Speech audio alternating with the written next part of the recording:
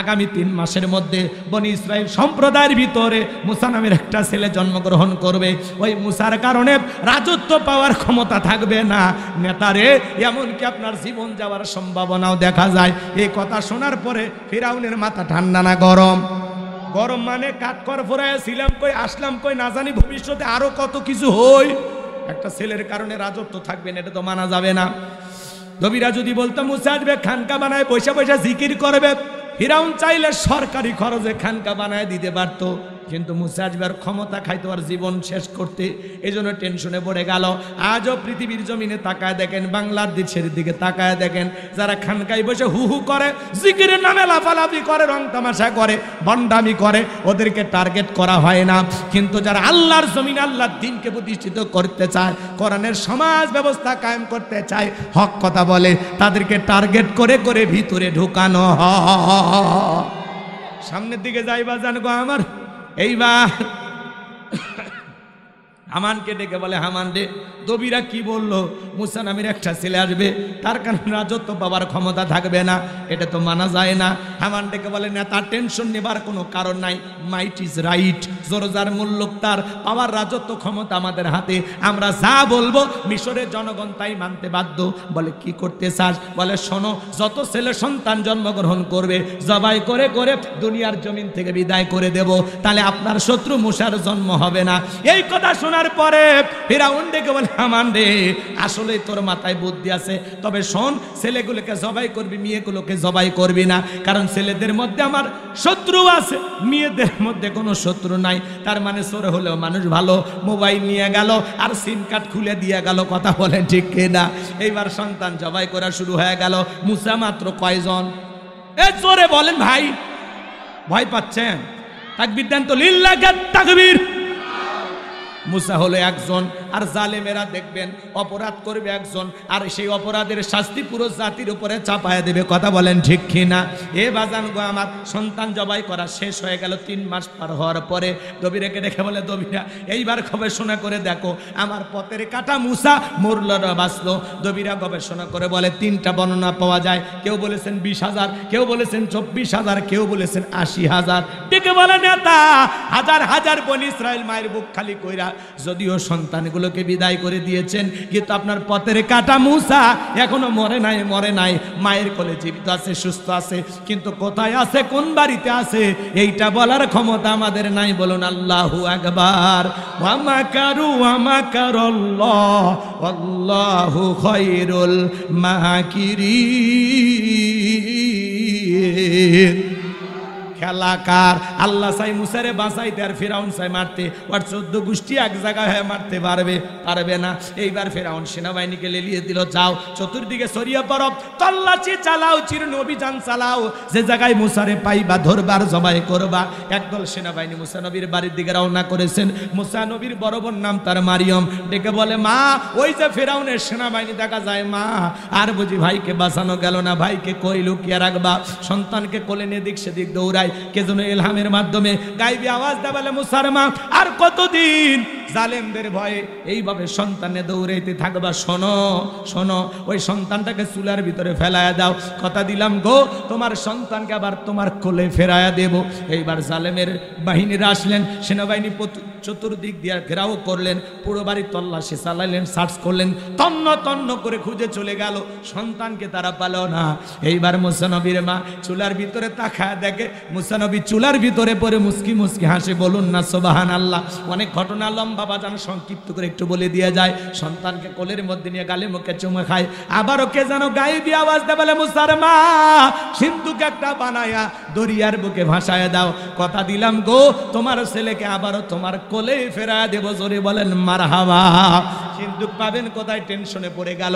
পরের দিন সকালবেলা কে যেন ডাক দেয়, মিস্ত্রি লাগবে মা। আমি মিস্ত্রি, কথা বোঝেন নাই? এরকম তরকারি লাগবে, ডাকে না ডাকে না, ওই রকম ডাকতেছে। মিস্ত্রি লাগবে মা, মিস্ত্রি লাগবে। মুসা নবীর মা ডেকে বলে মিস্ত্রির দিকে আসো। জীবনে কোনোদিন এইভাবে কেউ ডাক দেয় নাই, তুমি কিসের মিস্ত্রি, কি বানাইতে পারো? মিস্ত্রি ডেকে বলে মা, আপনি যদি মনে করেন এমন একটা সিন্দুক আপনার দরকার, সেই সিন্দুকের ভিতরে আপনার সন্তানকে তুলে দরিয়ার বুকে ভাসায়া দিবেন, আপনি চাইলে এরকম একটা সিন্দুক বানায় দিতে পারে। মুসা নবীর মা ডেকে বলে মিস্ত্রি, তুমি তো আমার মনের কথা বলেছো, এরকম একটা সিন্দুক কি তোমার দরকার? ডেকে বলে মা, ভিতর থেকে একটু পানি নিয়ে আসেন, যন্ত্রপাতি আছে ধার দেবার জন্য পানি লাগতে পারে, আবার না হলেও চলবে। মুসা নবীর মা ভিতর থেকে পানি নিয়ে এসে দেখে মিস্ত্রি একটা সুন্দর সিন্দুক বানায়া দাঁড়িয়ে আছে। বলুন আল্লাহু আকবার। এবার সিন্দুকটা হাতের মধ্যে দিয়ে মিস্ত্রি দৌড়ায়, পিছন থেকে ডেকে বলে মিস্ত্রি, লোহার পয়সাকে নিবা না, কাঠের পয়সাকে নিবা না, তোমার পারিশ্রমিকের দামকে নিবা না।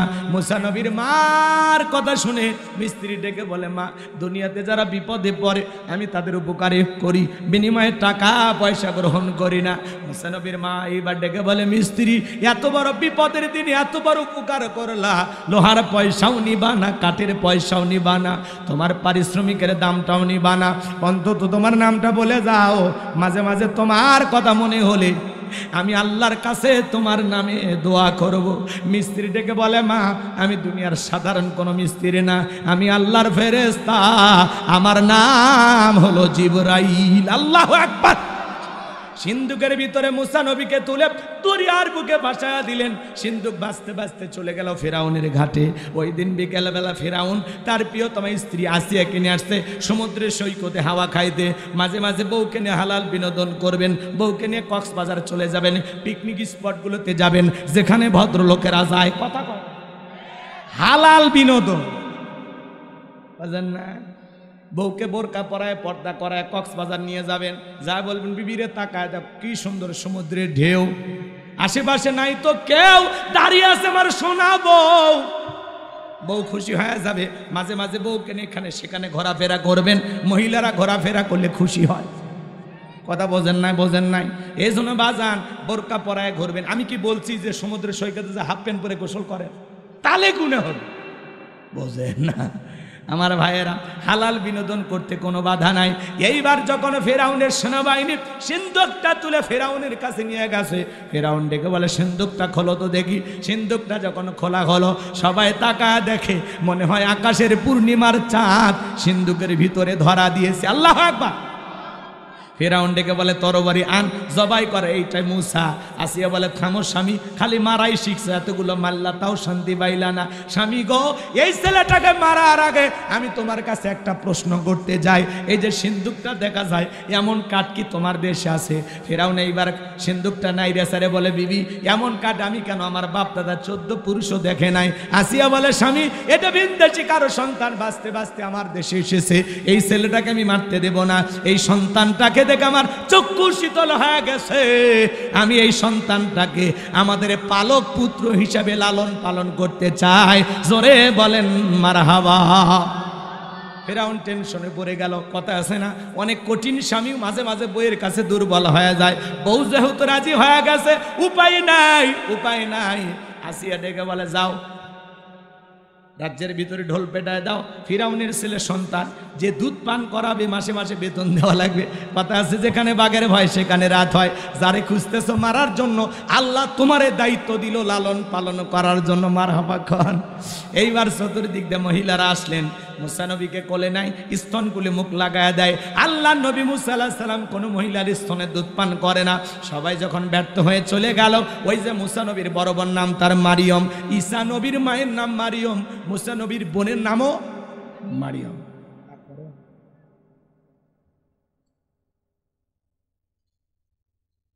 বিরক্ত হয়েছেন না?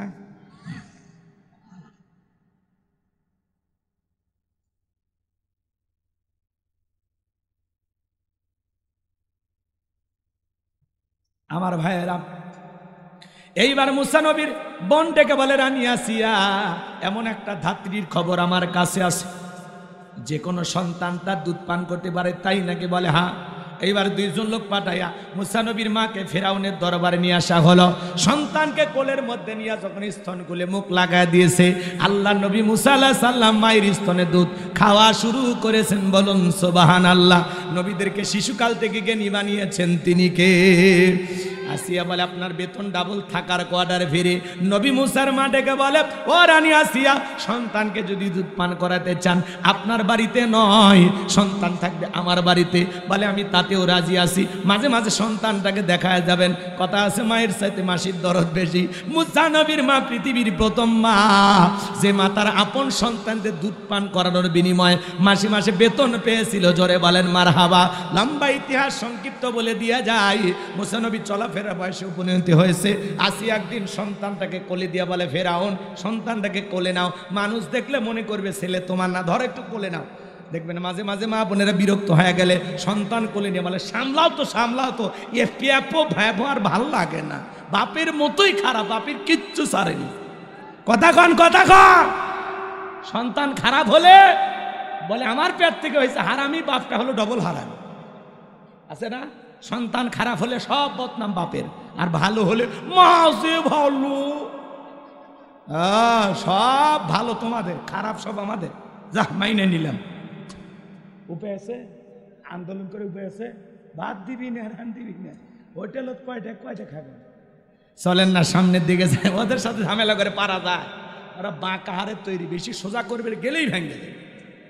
কবি তুই ছাড়া কয়েকজন লাইনে আছে, আমি দেখে তোর সংসার করি, তোর ভাগ্যে মেয়ে যুক্ত, আমরা বলি অকর্মা। মাঝে মাঝে কয় হুজুর বাড়িতেই থাকো না, আমি দেখে আসি। ওরে বাবা, রাগ করতেছেন আপনারা? চলেন না বাজান সামনের দিকে যায়, মন খারাপ করবেন না। আমি গুনাহগার যে কথা বলতে চাই, হৃদয়ের কান পেতে কথাগুলো শুনে যান বাজান। এইবার আসিয়া সন্তান কোলে দিয়ে চলে গেল।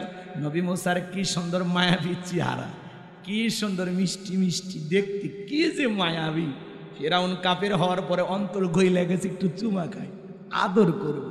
ছোট ছোট বাচ্চা দেখে আদর করতে মনে যায় না? কথা ঘর। এইবার চুমা খাওয়ার নিয়ত যখন ঠোঁটটা বাড়াইছে, কষি হাত দিয়া নবী মুসা এমন একটা থাপ্পড় বসায় দিছে বাজান, চিৎকার মেরা উঠছে।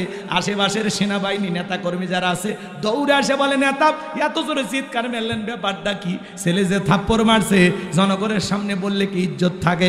তখন বলে আমার বাড়ি, আমি চিল্লাইছি, তোদের ডাকছি, যা দূর হয়ে যা, চোখের সামনে দিকে সরে যা। ওদেরকে তাড়িয়ে দেওয়ার পরে চিৎকার মেনে ডাক দেয়, বলে আসিয়া রে আয় আয় আয়। কি হয়েছে? চিল্লাওকে সারের মতো কয়, চিল্লাবো না, এর চোখে মুখে যে আগুন দেখছি রে আসিয়া, এ মুসা ছাড়া কেউ না, তাড়াতাড়ি তরবার দিয়ে দে, পথের শত্রুটাকে জবাই করে দূর করি। আসিয়া বলে কি করেছে এই ছেলে? বলে এই ছেলেটা আমার গালে থাপ্পড় মারছে। আসিয়া বলে ঢং করা জায়গা পাও না, এই ছোট মানুষ কোনোদিন গালে থাপ্পড় মারতে পারে? ফেরাউন তখন ডেকে বলে বিবি রে, তোরে কেমনে বুঝাবো, গাল তো তোর ছিল না, গাল ছিল আমার। মজা কি আমি টের পাইছি, এর থাপ্পড়ের ওজন বুঝা দেয় এই ছেলেটাই ভবিষ্যতে মুসা হবে। আল্লাহু আকবার বলে। অনেক লম্বা ইতিহাস এই জায়গা আছে, আমি আর বলতে পারলাম না। এইবার চলে গেলাম, নবী মুসার বয়স হয়ে গেছে 25 বছর। কয় বছর? আচ্ছা শুরু করছি, ফিরাউন সিয়ারত থুয়ে যাবে, ও ভাবি ভাই, ওর পতন ঘটে যাওয়া লাগবে। কথা কন। হ্যাঁ, ওয়াক সিয়ারত থেকে নামিয়েই যাবো, যত টাইম লাগে লাগুক। কথা কন। তাকবীর না লিল্লাহি তাকবীর। এইবার দুই কিপ্তির মধ্যে লাগছে ঝগড়া। নবী মুসা আলাইহিস সালাম 25 বছরের টকবগে যুবক, যা বলে কি রে কিপ্তি, সব জায়গায় নেতার গরম দেখাস। দেখেন না ছোট ছোট পাতি নেতার গরমে থাকা যায়? ভাই আমারে চিনিস, আমি অমুক নেতার আপন খালাতো বোন, তার ছোট মেয়ে বিয়ে করেছি, কি হাইব্রিড পরিচয়। ছোটখাটো পাতি নেতা সেই জ্বলে ওঠে, বেশি জ্বলবো বেশি মরবো। কথা কয় না, বেশি বাড়া ভালো না। চলেন না বাজান সামনের দিকে যায়, আমি গুনাহগার যে কথা বলতে চাই। মুসা নবী তখন নিজ সম্প্রদায়ের লোকের পক্ষ নিয়ে মারছে একটা ঘুষি, এক ঘুষিতে কিপ্তি দুনিয়ার থেকে ডিলেট। ইন্না লিল্লাহি ওয়া ইন্না ইলাইহি রাজিউন। নবী মুসার আঘাতে যখন এই কিপ্তি মারা গেল, ফিরাউনের দরবারে হয়ে গেল মার্ডারের মামলা। আল্লাহ ডেকে বলে নবী মুসা আর থাকা যাবে না, মাদাইনের দিকে রওনা করো। আল্লাহ পাকের অর্ডার পাইয়া নবী মুসা আলাইহিস সালাম মাদাইনে চলে গেলেন। গেলেন পানি খাওয়ানোর ঘটনা সোহেব আলাইহিস সালামের দুইটা মেয়ের সাথে, ওগুলো আমি আপনাদেরকে শোনাতে চাচ্ছি না বাজান, লম্বা হবে। সোহেব আলাইহিস সালামের দুইটা মেয়ের সাথে পরিচয় হয়ে গেল, তাদের সঙ্গে তাদের বাড়িতে গেলেন, যা বলে আব্বা আমাদের বাড়িতে একটা রাখাল দরকার, একটা ছেলেকে পেয়েছি, ছেলেটার দেহে অনেক শক্তি আছে, আর ছেলেটা এতটা লাজুক এতটা ভদ্র, আমরা দুইটা বোন কয়েকটা ঘন্টা সময় কাটাইলাম, একবারের জন্য চোখটা আলোক করে আমাদের দুই বোনের চেহারা তাকায়া দেখে নাই, বলেন আল্লাহু আকবার। সোহেব আলাইহিস সালাম রাজি হয়ে গেলেন, রাকাল হিসাবে নবী মুসা আলাইহিস সালামকে বাড়িতে রাখলেন, বড় মেয়ে সপুরের সাথে বিবাহের ব্যবস্থা করে দিলেন। 8 থেকে 10 বছর শ্বশুর বাড়িতে থাকলেন ঘর জামাই।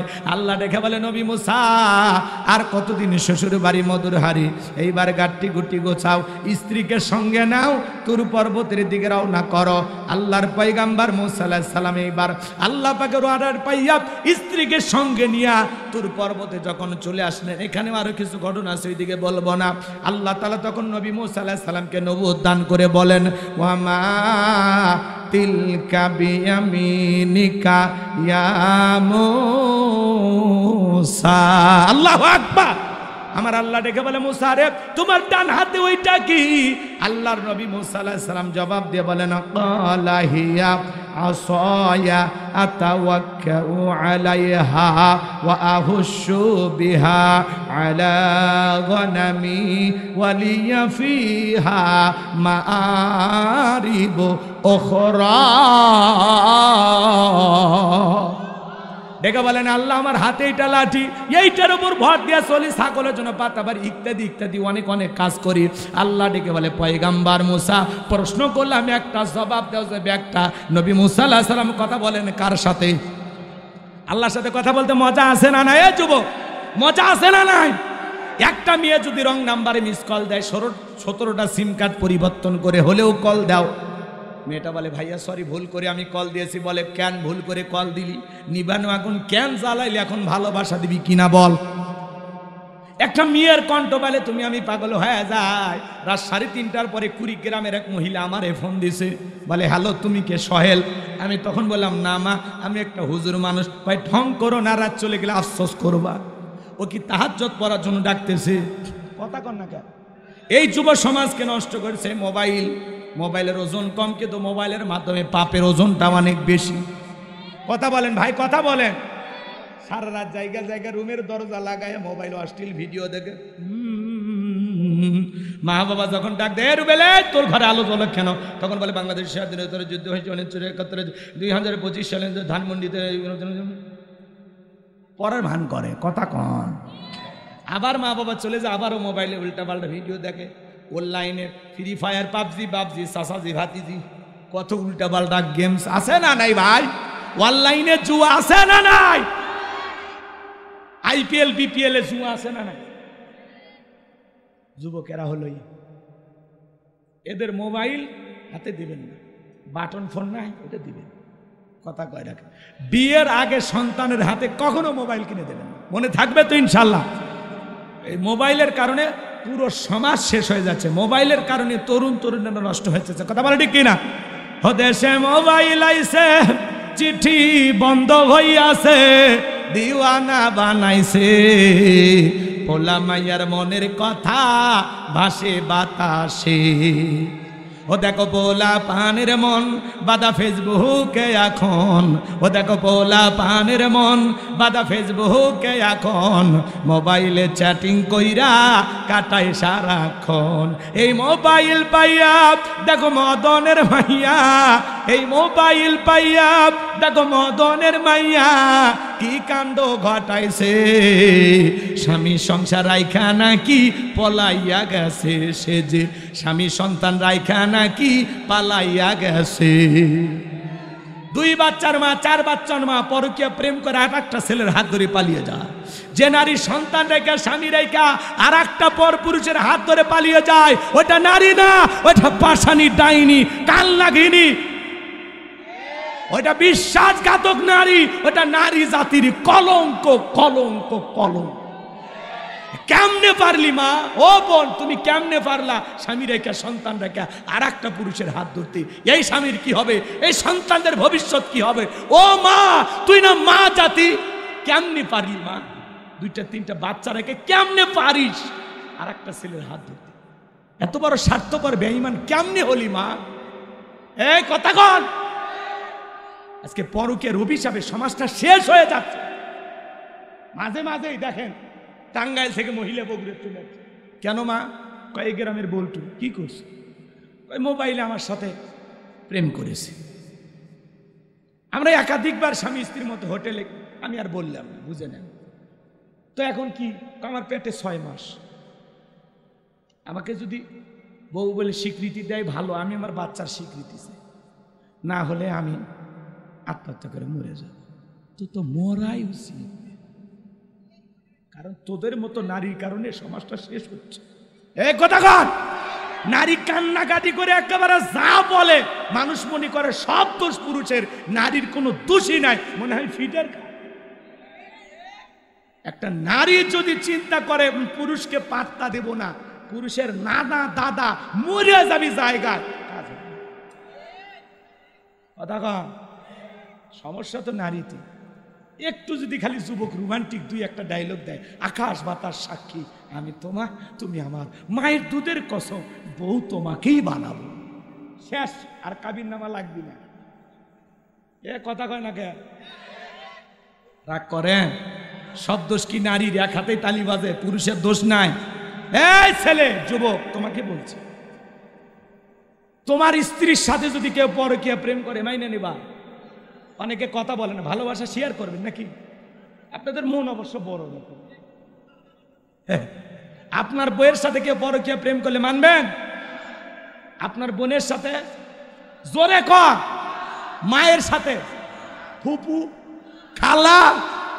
তাহলে তুমি যার সাথে পরকীয়া প্রেম করো, এই ছেলে শোনো যুবক, তুমি যেই নারীর সাথে সম্পর্ক করো, স্বামী সন্তান থাকা অবস্থায়, ওই নারী তো কারো না কারো স্ত্রী, কারো না কারো মা, কারো না কারো মেয়ে, কারো না কারো ফুফু, কারো না কারো খালা।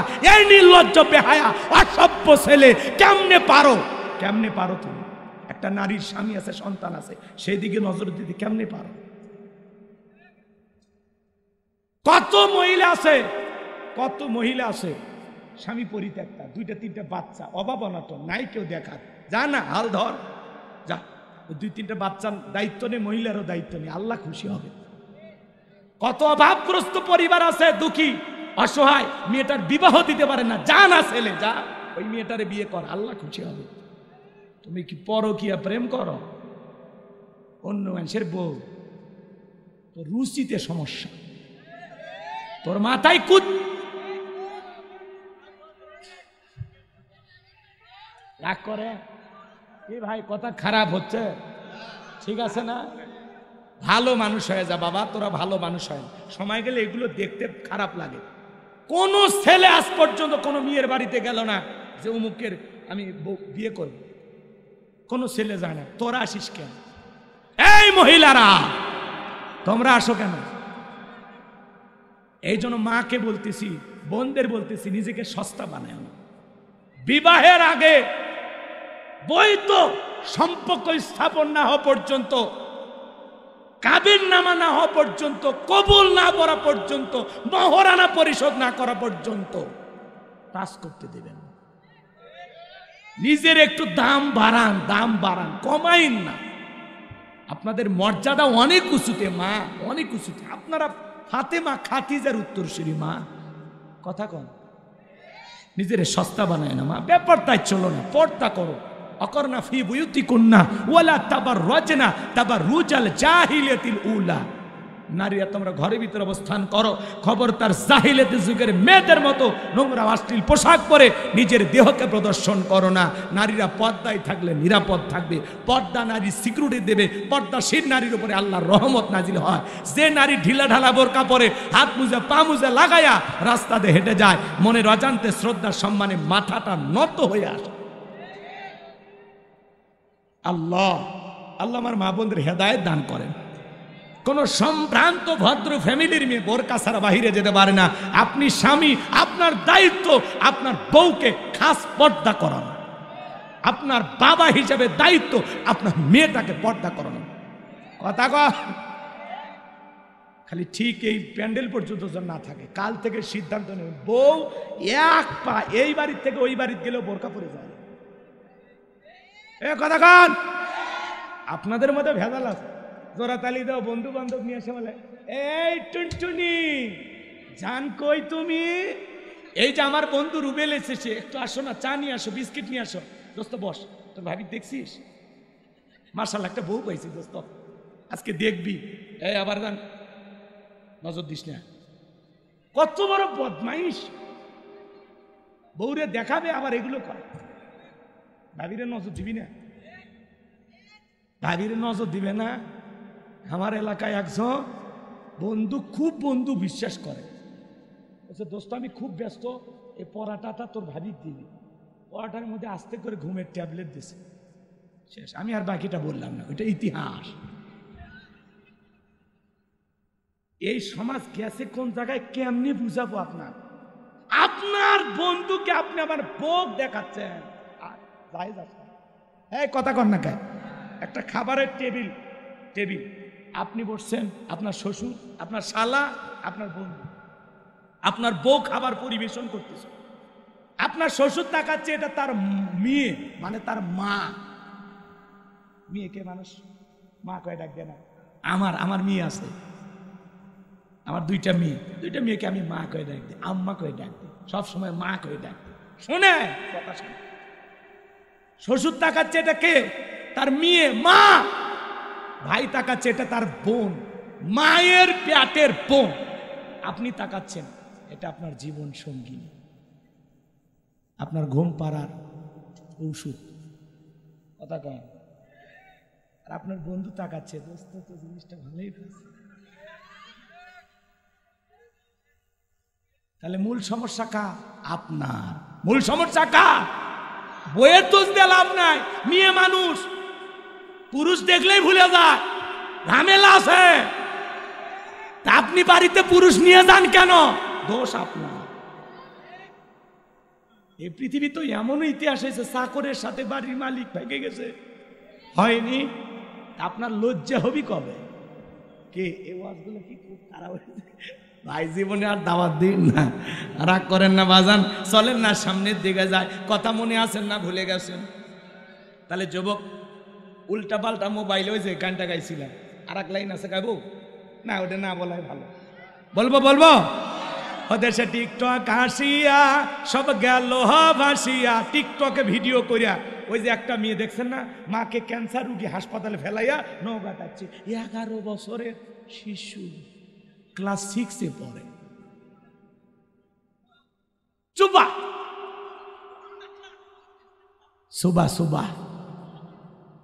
নৌকাটাচ্ছে, একটা মেয়ে 11 বছরের বয়স।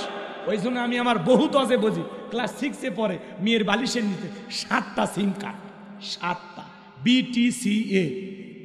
মানুষ করছে কে মা? এলে তো বোঝা যাচ্ছে না, এলে অ্যাঙ্গেলে মার দিচ্ছে। টিতে টিটু, বিতে বাদল, এমতে মামুন, এসতে সুমন। কি কায়দায় মার দিচ্ছে। সকাল থেকে সুমন কল দেয়, ঢোকেই না। সন্ধ্যের পরে লাইন পাইছে, তখন বলে কি শোনা, আমি সারাদিন তোমার সাথে কথা না বলে এই তো নিঃশ্বাস বের হয়ে যাচ্ছিল, তুমি আমার অক্সিজেন বাঁচাইছো। ছেলেরা খুব পারদর্শী, বুঝছেন? শোনেন, তখন মেয়ে বলতেছে, বলে ভাত দেও তোমার ডাইলগ, সকাল থেকে এখন পর্যন্ত আব্বা ছিল, ওই জন্য তোমার সাথে কথা বলতে পারিনি। কিন্তু ওই মফিজ জানেই না ওর সিরিয়াল নাম্বার 7, জানেই না। এই হলো সমাজের অবস্থা বাজার। ক্লাস 5-এর ছাত্র বলতেছে ওটা আমার। কি জামানা, ক্লাস 5-এ কইছে ওটা আমার। তাহলে এই ছোট ছোট বাচ্চাদের করবেনটা কি? জামানা খুব খারাপ। আল্লাহ হেদায়েত দান করুক, যারা কোন আমিন। দেশে টিকটক আসিয়া সব গেল বাসিয়া, সিদ্দিক সোরা নায়ক হইছে আইডি খুলিয়া, হিরো আলম নায়ক হইছে আইডি খুলিয়া। এই মোবাইল হাই কি জাদু আছে ভাই, পোলা পান বই যাচ্ছে, পড়ালেখা তুইলা রাখছে সপ্তম আকাশে। পড়া কোন জায়গা উঠে গেছে, পড়াশোনা আর আছে অঠোপা। চলেন না বাজান, মন খারাপ করবেন না। এইবার আল্লাহ তাআলা ডেকে বলে, পয়গাম্বার প্রশ্ন করলাম একটা, জবাব দেব একটা, কারণটা কি? নবী মুসা কথা বলে কার সাথে? ইচ্ছা করে তিনি কথা বাড়িয়েছেন। এরপরে আমার আল্লাহ রাব্বুল আলামিন সুন্দর করে ডাক দিলেন, ক্বালা আলকিহা ইয়া মুসা। আল্লাহু আকবার। আল্লাহ ডেকে বলে, মুসা রে, তোমার ডান হাতের লাঠিটা এবার নিক্ষেপ করো। ফাআলকাহা ফাইযা হিয়া হাইয়াতুন তাসআ। লাঠিটা নিক্ষেপ করা মাত্র হয়ে গেল বিশাল বড় একটা সাপ। মুসা নবী বলে, বাপ রে বাপ, যে জাতের সাপ আমার বংশ করে দিবে সাপ, এই কথা ভেবে ভয়ে দৌড়াইতে লাগলেন। আমার আল্লাহ তখন ডেকে বলেন, ক্বালা খুযহা ওয়ালা তাখাফ সানুঈদুহা সিরাতাহাল উলা। ও নবী মুসা, ভয় পেও না, আমি আল্লাহ লাঠিকে সাপ বানাইলাম, আবার তুমি কি করো, সাপটাকে ধরো, আবার পূর্বের মতো লাঠি বানায় দিব। বলুন না সুবহানাল্লাহ। নবী মুসা এবার ভয়ে ভয়ে সাপ ধরতে গেছে, আবার কি হয়ে গেছে? লাঠি হয়ে গেছে। এটার নাম কি? মুজিজা। বলেন এর নাম কি? মুজিজা। এই ছেলে, এই ভাতিজাই, শোনো ময়না, 10টা মিনিট তুমি থাকো কলিজা, ফিনিশিং দেবো বাজান। আয়াত তিলাওয়াত করলে খারাপ লাগে? আয়াত বাদ দিয়ে খালি কাহিনী বললে হবে? আয়াতগুলো শেষ করি, কয়েকটা আয়াত আছে, মনোযোগ দিয়ে শোনেন বাজান গো আমার, হৃদয়ের কান পেতে কথাগুলো শুনে যান। এইবার আল্লাহ রাব্বুল আলামিন বলেন, ওয়াদহুম ইয়াদাকা ইলা জানাহিকা তাখরুজ বাইদা আমিন গায়রি সুইন আয়াতান উখরা লিনুরিয়াকা মিন আয়াতিনাল কুবরা। আল্লাহ দেখে বলে, ও নবী মুসা, তোমার ডান হাতটা বগলের নিচে ঢোকাও, ওখান থেকে বের করো, কোনো দুধ ছাড়া ধপধপে উজ্জ্বল সাদা যে কুদরতের 2টা নিদর্শন দান করলাম, 2টা মুজিজা দান করলাম। এইবার তোমার দায়িত্ব হলো, ইযহাব ইলা ফিরআউনা ইন্নাহু তাগা। আল্লাহু আকবার। ফিরআউনের নিকট চলে যাও। ফিরআউনকে যা বলে, ফিরআউন রে, তুমি সীমা লঙ্ঘন করেছো, এখনো সময় আছে, পরিবর্তন হয়ে যাও, আমার আল্লাহ রাব্বুল আলামিনের দাওয়াত নিয়ে যাও। ও নবী মুসা, ফিরাউনের নিকট যা বলো, ফিরাউন রে, তোর বানানো আইন দিয়ে মিশর চলবে না, এখন থেকে মিশর পরিচালনা হবে আল্লাহর আইন দিয়া। আল্লাহু আকবার। নবী মুসা ডেকে বলে, আল্লাহ আপনি কি ভুলে গেছেন আমি ফিরাউনের দরবারে মার্ডার কেসের আসামি, গেলেই তো ফাঁসি দিয়ে মারবে। আমার আল্লাহ ডেকে বলে, ওই পয়গাম্বার, ভয় পাওয়ার কোনো কারণ নাই, আমি আল্লাহ যার সাথে আছি, কোনো জালেম ফাঁসি দিয়ে মারতে পারবে না, আগুনে পোড়ায় মারতে পারবে না, পানিতে ডুবায় মারতে পারবে না, 1000 দিন রিমান্ডে নিয়েও ওরা মুমিনের মুখের হাসি কেড়ে নিতে পারবে না। বলুন সুবহানাল্লাহ। এইবার নবী মুসা ডেকে বলে, আল্লাহ যেতেই হবে। আমার আল্লাহ ডেকে বলে, অবশ্যই ফিরাউনের নিকট তোমাকে যেতেই হবে, এটা তোমার দায়িত্ব, আমি আল্লাহ তোমাকে নবী বানাইছি। নবী মুসা তখন ডেকে বলে, আল্লাহ অন্তরে দুরু দুরু ভাব হয়, একটু আপনার কাছে দোয়া করি। ছোটবেলায় যখন মাদ্রাসায় পড়েছিলাম, কোরআন হাতে তুলে দেওয়ার সময় হুজুর এই দোয়াটা পড়িয়েছিলেন, আমি ভেবেছিলাম এটা কোরআন খোলার দোয়া, কিন্তু তাফসীর পড়তে এসে বুঝলাম না না, এটা কোরআন খোলার দোয়া না। নবী মুসা আলাইহিস সালাম যখন জালেম ফিরাউনের নিকট দাওয়াত দিতে গেছিলেন, সেই সময় আল্লাহ তাআলার কাছে দোয়া করে বলেছিলেন, ক্বালা রাব্বি শরহ লি সাদরি ওয়া ইয়াসসির লি আমরি ওয়াহলুল উকদাতাম মিন লিসানি ইয়াফকাহু কওলি ওয়াজআলনি ওয়াজিরাম মিন আহলি হারুনা আখি। আল্লাহু আকবার। ডেকে বলেন, হ্যাঁ আমার রব, আমার বক্ষকে প্রশস্ত করে দাও, আমার কাজকে সহজ করে দাও, জিহ্বার জড়তাকে দূর করে দাও, যাতে সহজেই মানুষ আমার কথা বুঝতে পারে, আর আমার পরিবারের মধ্য থেকে আমার ভাই হারুনকেও আপনি নবী বানায়া দেন। চিৎকারে মেরে বলুন আল্লাহু আকবার। আমার আল্লাহ ডেকে বলে, পয়গাম্বার দোয়া মঞ্জুর করা হলো, তোমার ভাই হারুনকেও আমি আল্লাহ নবী বানায়া দিলাম। এইবার 2 জন মিলে ফিরাউনের নিকট চলে যাও। নবী মুসা আলাইহিস সালাম তখন তার ভাই হারুন আলাইহিস সালামকে সঙ্গে নিয়ে ফিরাউনের নিকট চলে আসলেন এবং ঘোষণা করলেন, ওয়াকালা মুসা ইয়া ফিরআউনু ইন্নী রাসূলুম মির রাব্বিল আলামিন। নবী মুসা আলাইহিস সালাম ডেকে বলেন, হে ফিরাউন, আমি বিশ্বের রবের পাঠানো একজন রাসূল, সত্য আল্লাহর ব্যাপারে সত্য ছাড়া অন্য কিছু বলবো না, বিদায় বনি ইসরায়েলদেরকে মুক্ত করে আমার সঙ্গে যেতে দাও। ফিরাউন তখন ডেকে বলে, সত্যি যদি তোমার কাছে স্পষ্ট দলিল বা প্রমাণ কোনো কিছু থাকে সেটা আমার সামনে উপস্থাপন করো। ক্বালা ইন কুনতা জিতা বিআয়াতিন ফাতি বিহা ইন কুনতা মিনাস সাদিকিন। তুমি যে নবী, কি প্রমাণ আছে বাবা দেখাও। নবী মুসা আলাইহিস সালামের প্রমাণ দেখতে চায়, যদি তুমি তোমার দাবিতে সত্যবাদী হও উপস্থাপন করো, কি প্রমাণ আছে। নবী মুসা আলাইহিস সালামের কয়টা প্রমাণ আছে? দুইটা। লাঠি ফেলাইলেন, হয়ে গেল সাপ। বগলের নিচে থেকে হাত বের করলেন, কি সুন্দর জ্যোতিময় আলো, সূর্যের আলোর মতো ঝলমল করে। সুবহানাল্লাহ বলেন। এই দুইটা দৃশ্য দেখার পরে ফিরাউনের এমপি মন্ত্রী যত ছিল সবাই ডেকে বলে, ইন্না হাযা লাসাহিরুন আলীম। ছেলেটা মস্ত বড় জাদুকর। এমপি মন্ত্রীরা কি কয়? জাদুকর। তখন ফিরাউন ডেকে বলে, এ জাদু দেখায়া আমাদেরকে ভয় দেখায়া দেশ থেকে বিতাড়িত করবে আর ক্ষমতার চেয়ারে বসবে, এটাই এই ছেলের মতলব। তখন বলতে আসছে এমপি মন্ত্রীরা, তোমরাই বলো কি করা যায়। তখন তারা বললো, নেতা, এ দেশে তো জাদুকরের অভাব নাই, ওই ছেলেও জাদু দেখাইছে, আমরাও জাদু দেখাবো। নবী মুসা দেখায় মজেজা, কিন্তু এদের কাছে জাদুর মতো মনে হয়েছে, কারণ ওই দেশে ওই সময়ে ব্যাপক জাদুর প্রসার ছিল। সংক্ষিপ্ত কথা বোঝেন। এইবার তারা কি করলো?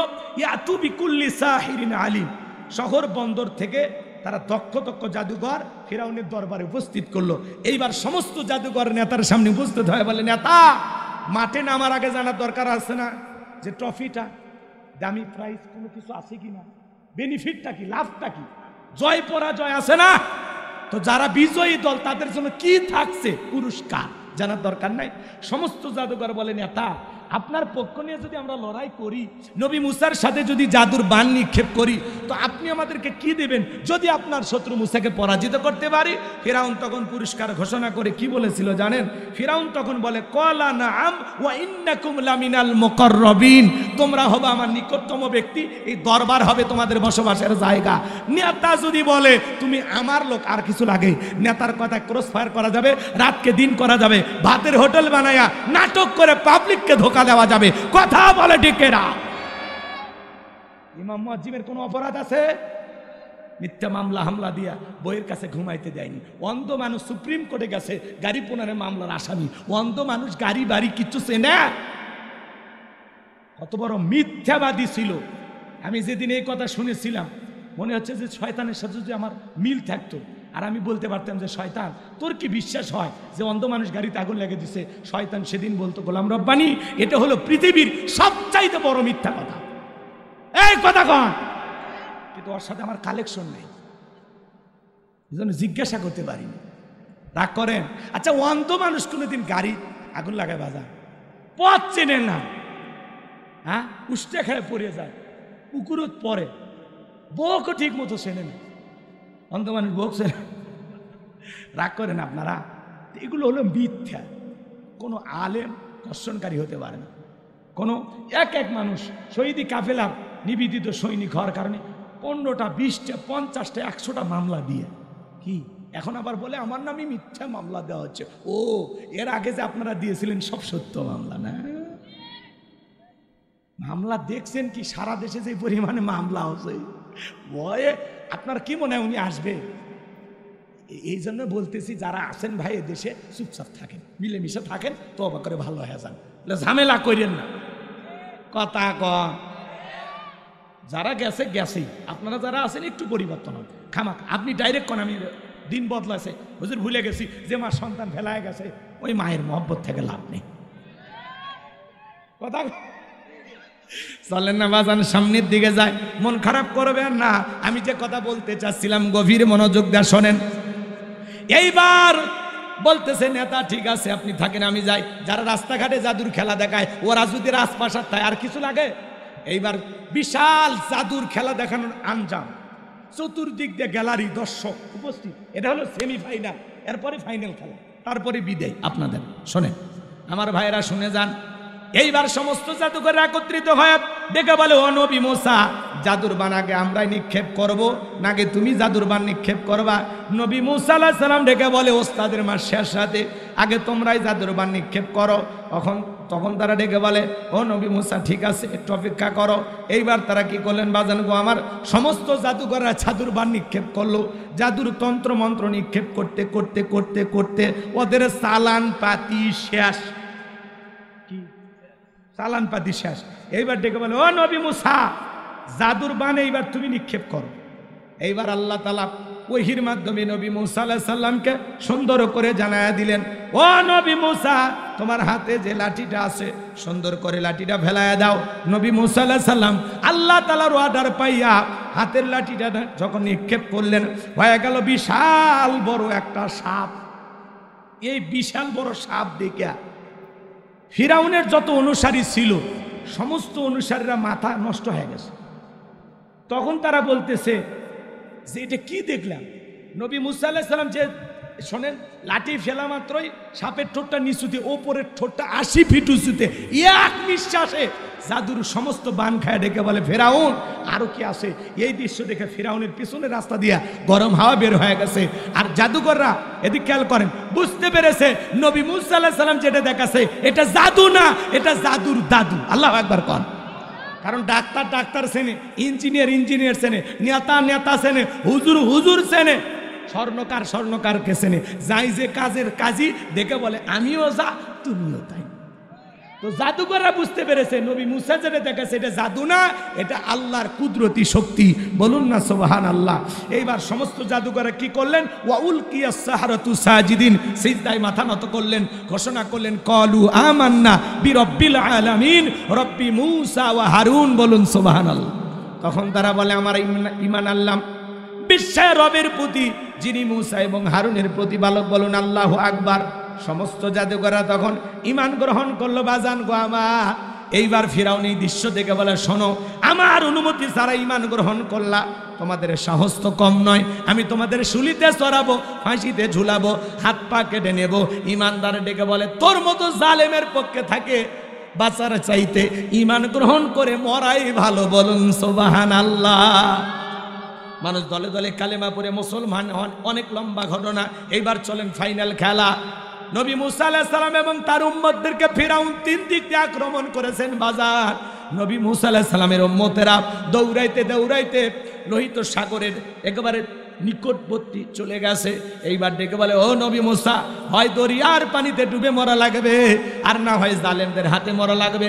নবী মুসা আলাইহিস সালাম ডেকে বলে এখানে শুধু আমরাই নাই, আমাদের সাথে আরেকজন আছেন। তিনি কে? আল্লাহ ডেকে বলে পয়গাম্বার, ওই হাতের লাঠিটা দিয়া সমুদ্রে পানিতে আঘাত করো। আঘাত করা মাত্র আল্লাহ ভিআইপি রাস্তা বানায় দিলেন। সুবহানাল্লাহ বলেন। আমার আল্লাহ তাআলা সূরা ইউনূসের ভিতরে জানিয়ে দিলেন ও নবী মুসা তুমি তোমার জনপদের লোকজন নিয়ে সুন্দর করে দরিয়া পার হয়ে যাও। নবী মুসা আলাইহিস সালাম তার অনুসারী উম্মতদেরকে নিয়ে আল্লাহ তৈরি করা ভিআইপি রাস্তা দিয়ে দরিয়া পার হয়ে গেলেন। এইবার ফিরাউন তার সাঙ্গ বাঙ্গ ক্যাডার মাস্তান সবাইকে সঙ্গে নিয়ে এসে বলে এই রাস্তা দিয়ে চলে গেছে, সবাই ওঠো। ফিরাউন মনে করছে বাপের তৈরি করা রাস্তা, একই রাস্তা ঈমানদারদের জন্য নিরাপদ আর জালেমদের জন্য গজব।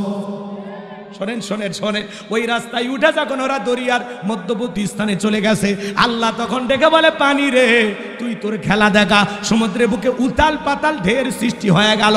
এইবার বাজান গোমার সমুদ্রের ঢের পানিতে ফিরাউনের সেলা চামুন্ডা যা ছিল সব চুবে মরিয়া শেষ। একজনও বেঁচে নাই, সবগুলোই মারা গেছে। বেঁচে আছে খালি বড়টা। বড়টা কি? ফিরাউন তখন মরার আগে কি নাটক করে? ক্বালা আমানতু আন্নাহু লা ইলাহা ইল্লাল্লাযী আমানাত বিহি বানু ইসরাঈলা ওয়া আনা মিনাল মুসলিমিন। ফিরাউন বলে আল্লাহ আমি ঈমান আনলাম, তুমি ছাড়া কোনো মাবুদ নাই। বনি ইসরাইল যে আল্লাহর প্রতি ঈমান এনেছে আমিও সে আল্লাহর প্রতি ঈমান আনলাম। ওয়া আনা মিনাল মুসলিমিন, আল্লাহ আমি মুসলমান হয়ে গেছি। আর সুবাস না, আর জুবাইও না। ফিরাউন কি নাটক করেছে মরার আগে। এজন্য দেখবেন শেষ সময় যারা নাটক করে বুঝবেন ভেজাল আছে। কথা নাটক দেখেননি?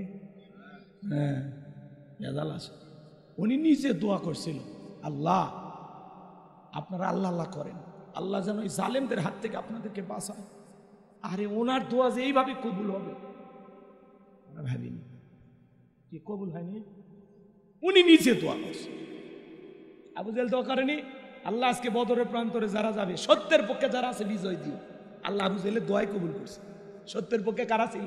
নবী এবং সাহাবীরা। কথা কয় এই দেশের জুলুম কারা করেছিল? তাদের হাত থেকে তো আল্লাহ বাঁচাছে। তো আপনার দোয়াই তো কবুল আছে। দোয়াটা করবেন বুঝে শুনে করবেন না, উল্লেখ করে করবেন না। কথায় কথায় জামাত বিএনপির নাম কোন ওই জায়গায় কইতে যে এদের হাত থেকে যেন আল্লাহ বাংলাদেশকে হেফাজত করে। আপনি ডাইরেক্ট মেরে দিয়েছেন, আল্লাহ তুমি জালেমদের হাত থেকে দেশের মানুষকে বাঁচাও। সেই দোয়া গো লাগে গেছে। রাগ করেন? চলেন চলেন, শেষ কথাটা বলে দিয়ে যায়। ফিরআউন যখন আল্লাহ করছে, আল্লাহ আমি মুসলমান হয়েছি, আত্মসমর্পণ করছি, আর পানি খাওয়ায়ও না। আল্লাহ তখন কি ঘোষণা করলো? আর ইমানকে আল্লাহ কবুল করছিল না। আল্লাহ তখন ডাইরেক্ট সুন্দর করে জবাব দিয়ে বলেছিলেন, আল আনা অকদ আসাইতা ক্বাবলু অকুনতা মিনাল মুফসিদিন। এখন ইমান আনছো, এখন এর আগে কি করেছো? নাফরমানি করেছো, বিশৃঙ্খলা সৃষ্টি করেছো, ক্ষমতার দাপটে 40 বছর শিক্ষা ব্যবস্থা বন্ধ করেছো, ঘরে ঘরে মূর্তি ঢুকা দিয়েছো, গলি গলি ভাস্কর্য বানায়। দেশের মানুষ খাইতে পারে না।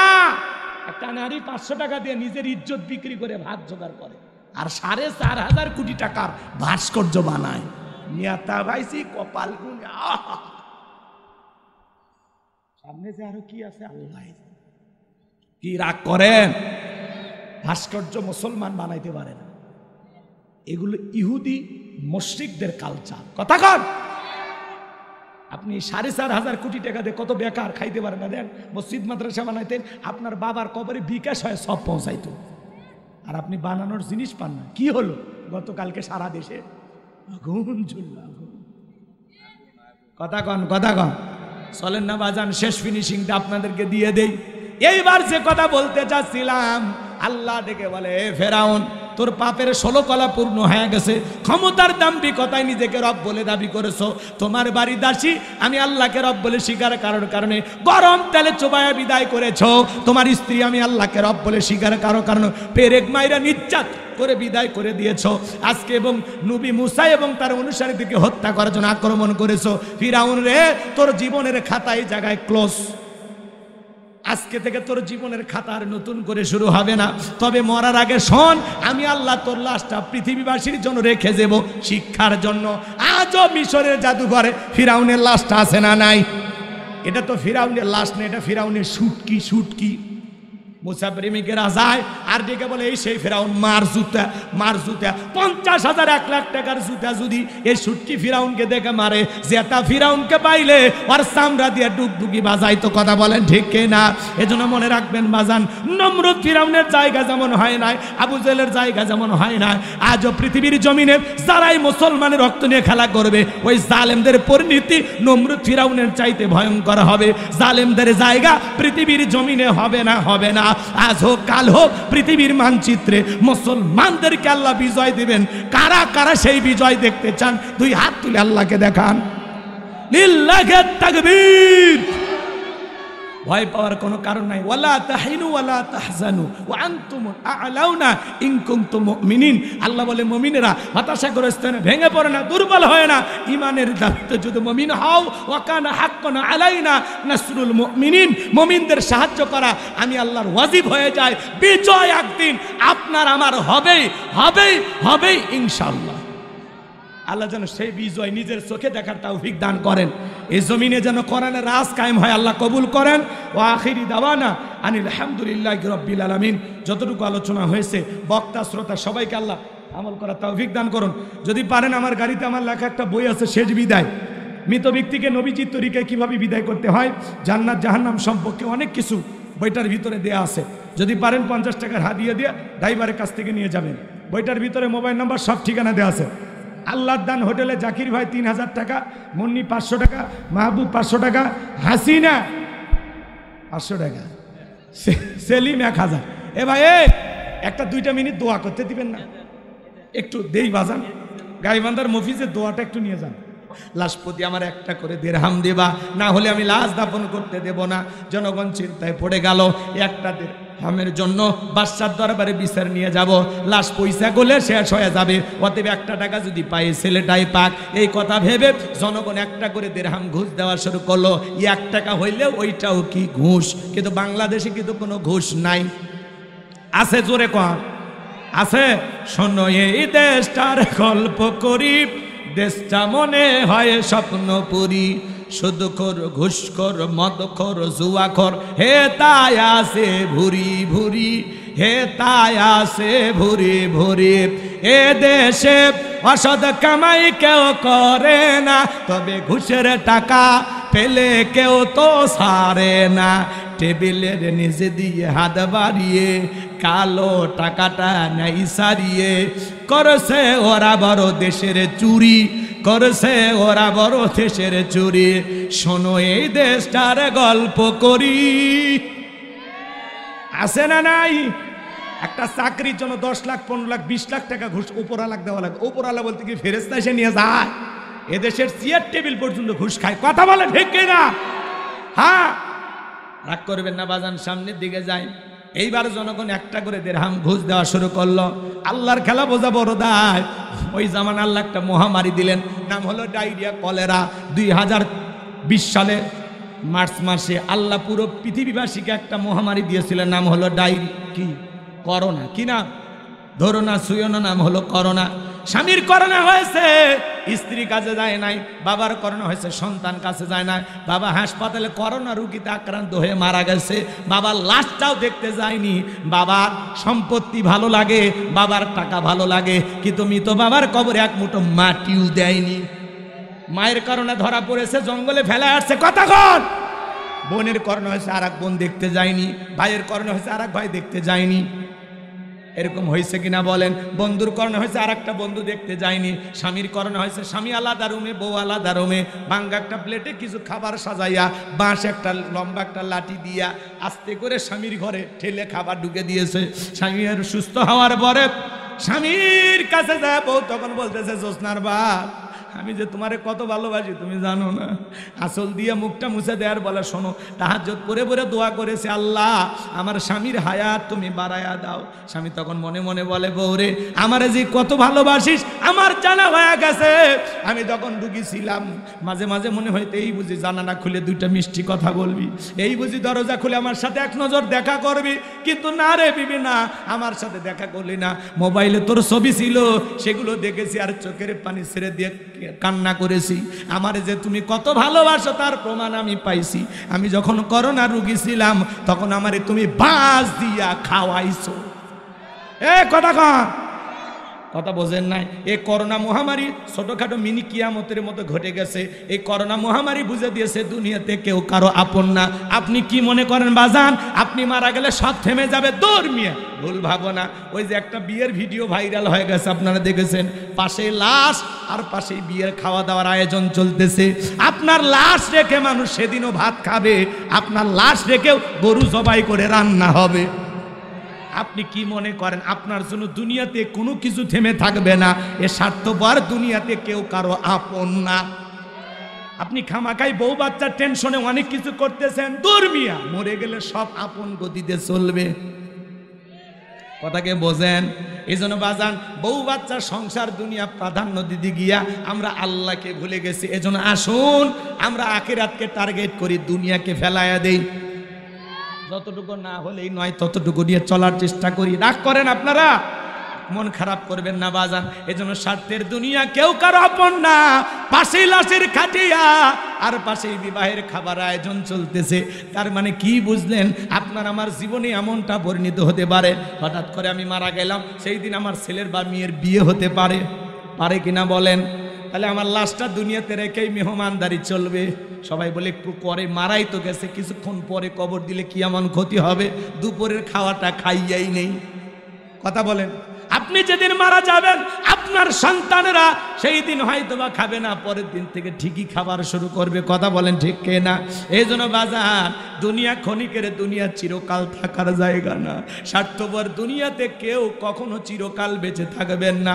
চলেন না বাজানের সামনের দিকে যাই। আমি যে কথা বলতে চাচ্ছিলাম, ওই তখন মহামারীতে ডায়রিয়া কলেরাতে হাজার হাজার মানুষ মারা যায়, আর গোরস্থানে লাশ দাফন হয়। লাশ দাফন করতে করতে এত টাকার মালিক হয়ে গেল, টাকা রাখার কোনো জায়গা নাই। বাদশার দরবারে চলে গেল, বাদশাহ আমার কাছে কিছু টাকা পয়সা হয়ে গেছে, এলাকায় যারা গরিব মানুষ আছে খাজনা দিতে পারে না, দুঃখী মানুষ আছে খাইতে পারে না, আমি তাদের খাজনা পরিশোধ করে দেব। বাদশাহ ডেকে বলে, বাবা এ তো ভালো উদ্যোগ, তোমার মতো ছেলে ঘরে ঘরে জন্ম নেওয়া দরকার। ঠিক আছে, টাকাগুলো নিয়ে আসো। রাজ্যের ভিতরে ঢোল পিটায় খবর দেওয়া হলো, রাজ্যের ভিতরে কারা গরিব আছো খাজনা দিতে পারো না, বাদশার দরবারে চলে আসো, গোরস্থানের দারোয়ান তোমাদের খাজনা পরিশোধ করে দেবে। এইবার হাজার হাজার মানুষ লাইনের মধ্যে দাঁড়ায় গেছে, আর গোরস্থানের দারোয়ান ওই টাকাগুলো দিয়া জনগণের খাজনা পরিশোধ করে দিচ্ছে। ওই যে কথায় আছে না, মাছের তেল দিয়া মাছ ভাজে, টাকা কি ফেরাউনের না জনগণের? খাজনা পরিশোধ করে দিল। সমস্ত জনগণ জায়ের বলে, আহারে রাজ্যের বাদশা যদি এই ব্যক্তি না হয়, গোরস্থানের দারোয়ানটা হইতো, না জানে আমাদের কপাল খুলে যেত। নির্বাচনের আগে একটু জনসেবামূলক কাজ করার দরকার আছে না নাই? আমার এলাকায় এক নেতা কাঁচা মাটি রাস্তায় ইট পেরে দিচ্ছে, মানুষজন যায় বলে, বাবা এখনো তো নেতা হন, ইট পারতেছ, ব্যাপারটা কি? তখন বলে, শোনেন, বৃষ্টি হওয়ার পরে কাদা হয় যেই পরিমাণে, আপনাদের ছেলে মেয়ে স্কুলে যাইতে পারে না, আপনারা হাটে বাজারে যাইতে পারে না, মাঝে মাঝে আপনাদের কথা মনে হলে রাতে আমার ঘুম আসে না। আপাতত কাঁচা রাস্তায় ইট পারিয়া দিয়ে গেলাম, আর ভবিষ্যতে আমার মার্কায় সিল মেরা যদি একবার এলাকার নেতা বানাই দিতে পারেন, আমার 1 নাম্বার টার্গেটে কাঁচা রাস্তা পাকা করে দিব। এই স্লোগান দিয়া জনগণ মন ভোলাইয়া নিয়া, জনগণ বিশ্বাস করে যখন নেতার মার্কায় সিল মেরে নেতাকে নির্বাচিত করে, এলাকায় আর থাকে না, ঢাকা শহরে যায় পরিমণিকে নিয়ে ঘুমায়, বান্ধবী নিয়ে ঘুমায়, বান্ধবী নিয়ে ঘুমায়। এমন নেতা ছিল নায়িকা ছাড়া ঘুম হয়নি। এই কথা কর, রাগ করে। আমু আমু নাম শোনেননি? নতুন টাকা আর ওই যে মহিলা মানুষ দিয়ে খেদমত করেনি, 2-3টা মহিলা সবসময় পায়ের তলে থাকে। চিন্তা করা যায়, মানুষ আর মানুষ, কথা কর না। খালি নির্বাচনের মার্কা যে কয়দিন নেতার আনাগোনা শেখে, রাস্তাঘাটে অলি গলি, কাঁঠাল গাছে বিদ্যুতের খুঁটি সব জায়গায় ঝুলে থাকে। কথা কর না আপনারা? হ্যাঁ, রাস্তা ভিক্ষুক মহিলা 500 টাকা দিয়ে বলে, আপনার চেহারার মাঝে মাকে খুঁজে পায়।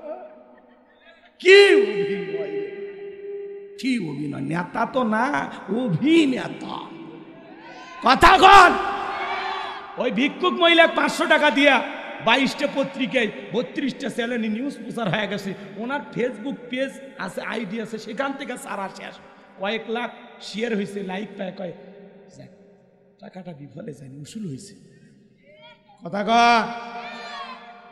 রাস্তাঘাটে যারে দেখ, সালাম আলাইকুম, সালাম আলাইকুম চাচা, এক নেতা সালাম দিতে দিতে খেজুর গাছের পর্যন্ত সালাম দিয়েছে। কর্মী কয়, নেতা এটা মানুষ না গাছ, কয় আমি মনে করছি এটা ভোটার। মানে তখন আর হুঁশ থাকে না।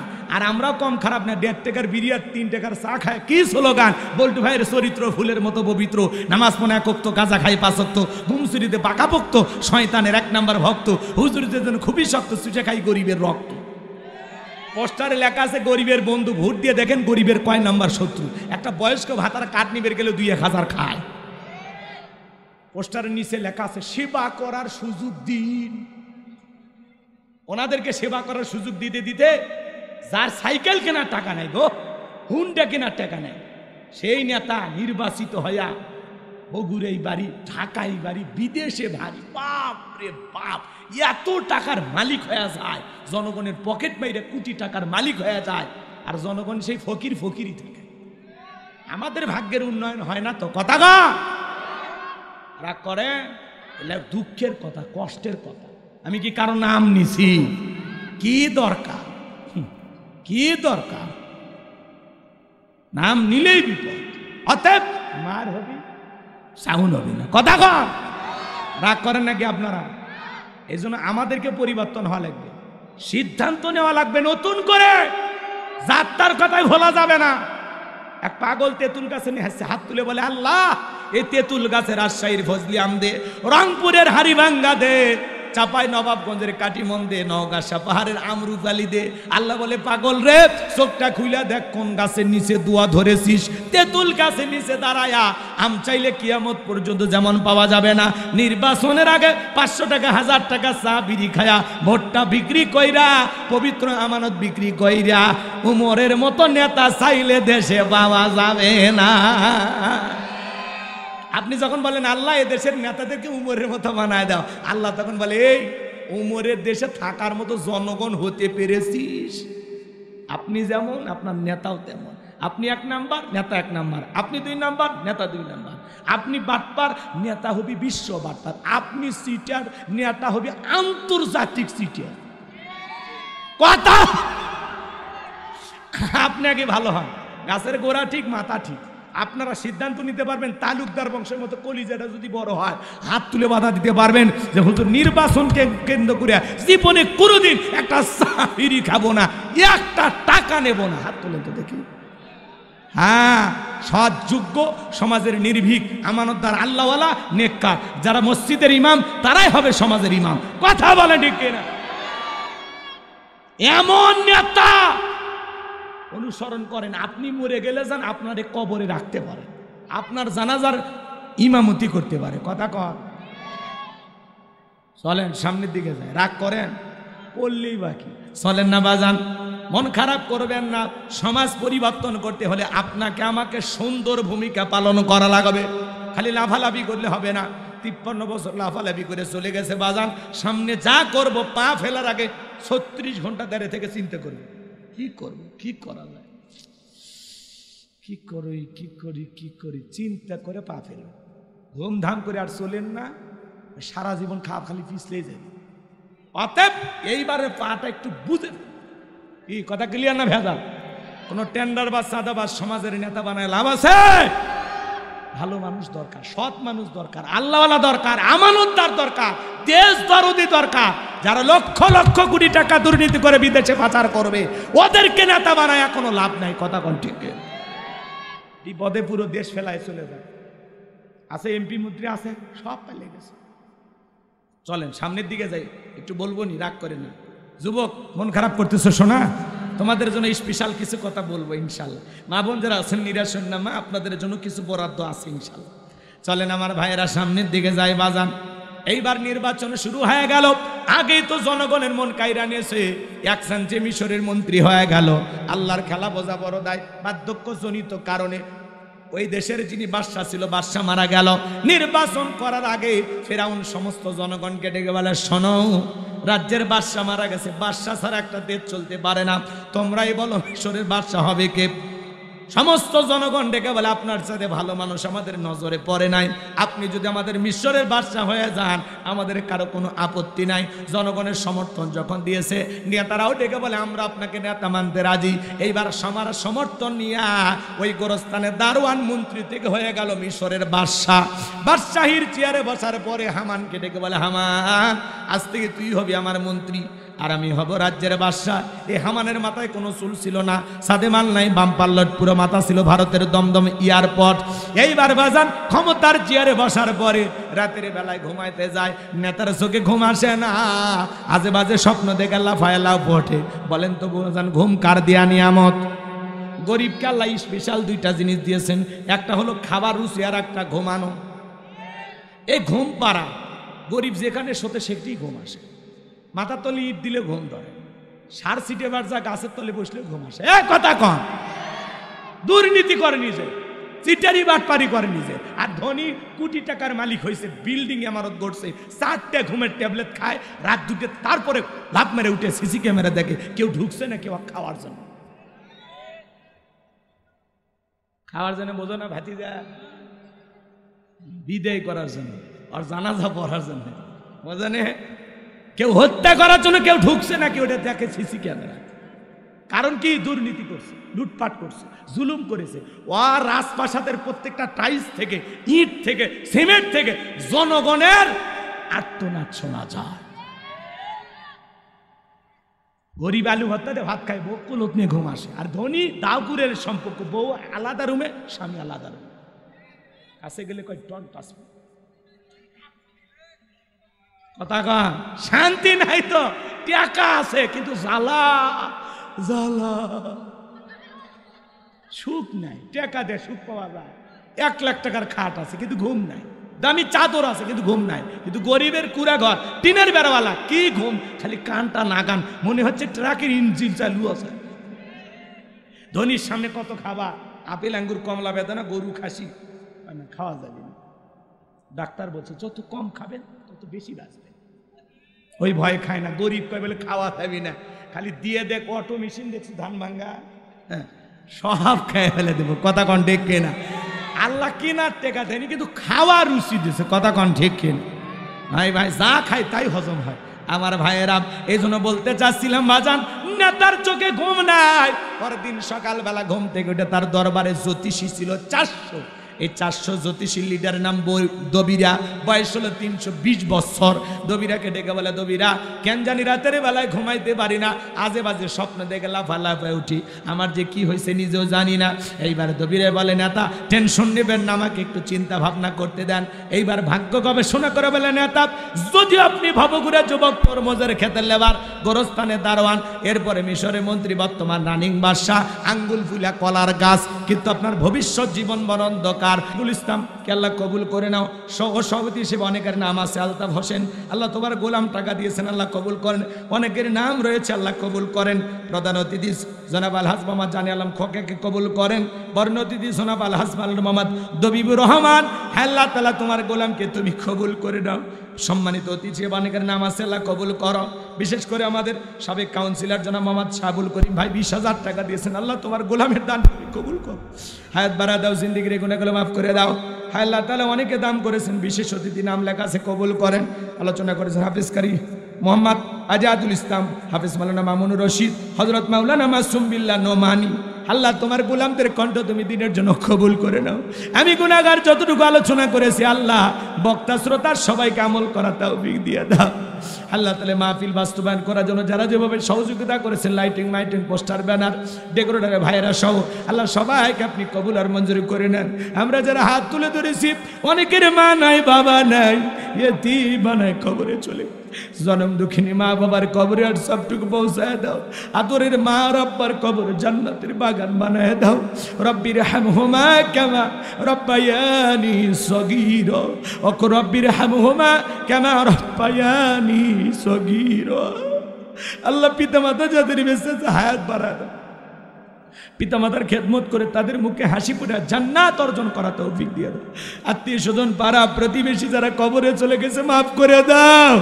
আল্লাহ কবরগুলো জান্নাতের বাগান বানায় দাও। আল্লাহ আল্লাহ এই শেরপুরে মাটির নিচে যত মানুষ সাইতো মাফ করে দাও। তাম পৃথিবীর মুসলিম উম্মাহকে হেফাজত করো। ফিলিস্তিনি মুসলমানদেরকে বিজয় দাও। কাশ্মীর চীনের উইঘুরের মুসলমানদেরকে আল্লাহ রক্ষা করো। ভারতের মুসলমানদেরকে হেফাজত করো। বাংলাদেশের মসজিদ মাদ্রাসা কবুল করো। হক্কানি ওলামা ইকরামদের কবুল করো।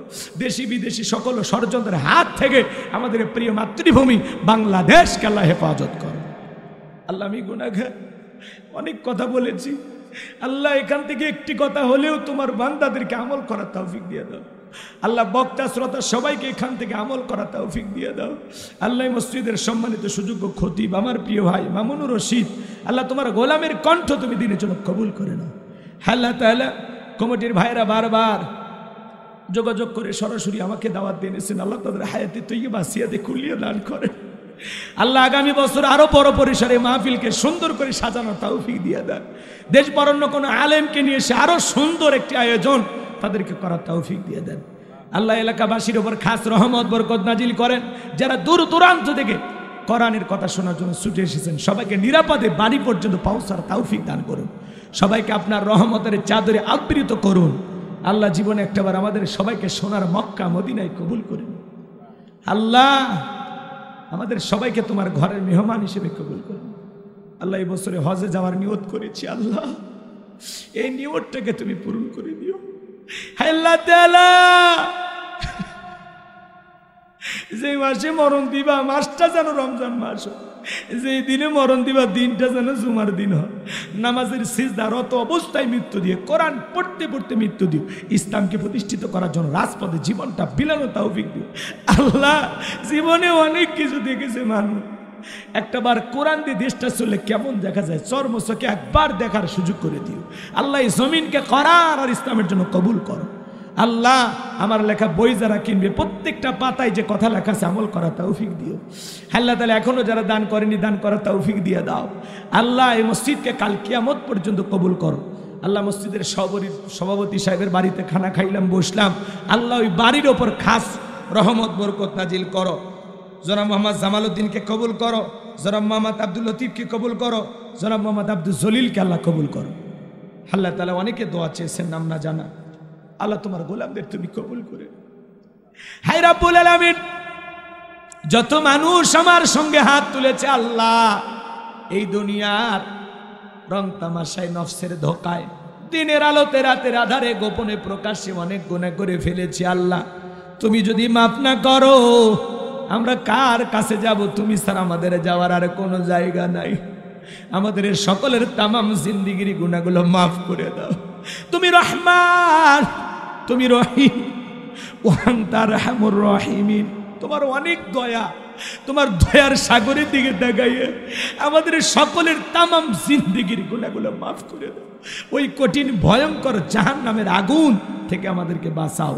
রব্বানা আসরিফান্না আযাবা জাহান্নাম ইন্না আযাবাহা কানা গরামা। রব্বানা আতিনা ফিদ দুনিয়া হাসানাতাও ওয়া ফিল আখিরাতি হাসানাতাও ওয়া কিনা আযাবান নার। আল্লাহ এই পাতলা চামড়ার শরীর জাহান্নামের আগুন সহ্য করার ক্ষমতা আমাদের নাই। সূর্যের তাপে আমরা অতিষ্ঠ হয়ে যাই, ফ্যান লাগাই, এসি লাগাই। আল্লাহ জাহান্নামের আগুনকে 1000 বছর জ্বালাইছো, ওই জাহান্নামের আগুন থেকে আমাদের বাঁচাও মালিক। আল্লাহ আজকের মাহফিলে যত মানুষ দান করেছে, মা বোনেরও দান করেছে, আল্লাহ কবুল কর। মা বোনের পর্দা করো তৌফিক দাও, নামাজি বানায় দাও। আজ থেকে আমাদের সবাইকে 5 ওয়াক্ত সালাত মসজিদে গিয়ে জামাতেরই সহিত আদায় করি তৌফিক দাও। এই মসজিদ কমিটির মুসল্লি ভাইদের কবুল করো। শেরপুরবাসীর উপর খাস রহমত নাজিল করো, বগুড়াবাসীর উপর খাস রহমত বরকত নাজিল করো। মিডিয়ার ভাইদের এই কথাগুলো সুন্দরভাবে সমাজে প্রচার করা তৌফিক দিয়ে দাও। আল্লাহ তাদের চলার পথকে নিরাপদ বানায় দাও। আল্লাহ আমাদের সমস্ত বালা মুসিবত থেকে হেফাজত করো। দেশি বিদেশি সকল ষড়যন্ত্রের হাত থেকে আমাদের প্রিয় মাতৃভূমি বাংলাদেশকে রক্ষা করো। আল্লাহ এই বৈষম্য বিরোধী ছাত্র আন্দোলনে যত মানুষ জীবন দিয়েছেন আল্লাহ সবাইকে শহীদ হিসেবে কবুল করেন। যারা এখনো গুলিবিদ্ধ হয়ে হাসপাতালে অসুস্থ শেফায়ে কামিল আদেলা দান করেন। করণের পাখি আল্লামা সাইদি হুজুর আমাদেরকে ছেড়ে চলে গেছে। বলতে পারি না কি হাসি, কি কণ্ঠ, কি আওয়াজ, কি আলোচনা, কি তিলাওয়াত। তাফসীর জগতের রূপকার আল্লাহ কোরআনের বাকি আল্লামা সাইদি হুজুরের কবরকে তুমি জান্নাতের বাগান বানিয়ে দাও। আল্লাহ তোমার গোলামকে তুমি জান্নাতের উচ্চ মাকাম দান করো। যত উলামা ইকরাম, আহমদ শফি, শাইখুল হাদিস আজিজুর রহমান, মুফতি আমিনী, জুবাইর আহমেদ আনসারী, অসংখ্য উলামা ইকরাম বাবুনগরী সব বিদায় হয়েছে। আল্লাহ আপনি সবাইকে মাফ করে দেন। আল্লাহ এই জমিনকে কোরআন আর ইসলামের জন্য কবুল করো। তুমি জানো না এই জমিনে কারা তোমার দিনের জন্য মার খায়, কারো রক্ত দেয়, মামলা সহ্য করে। আল্লাহ এই জমিনকে কোরআন আর ইসলামের জন্য কবুল করো। জীবনে কোনোদিন এই এলাকার মানুষের সাথে আর যদি দেখা না হয় আল্লাহ এই মুখগুলো জান্নাতের সিঁড়িতে পরিচয় করে। আমার সাদিক ভাই, হারুন ভাই, আব্দুর রহিম ভাইকে আল্লাহ কবুল করো। আল্লাহ সাদিককে শেফায়ে কামেলা আজিলা দান করো। মৃত্যুর সময় দয়ার নবীর চাঁদ মুখখানা দেখতে দেখতে আমাদের জবান দিয়ে বের করে দিও লা ইলাহা ইল্লাল্লাহু মুহাম্মাদুর রাসূলুল্লাহ সাল্লাল্লাহু আলাইহি ওয়াসাল্লাম। আসসালামু আলাইকুম।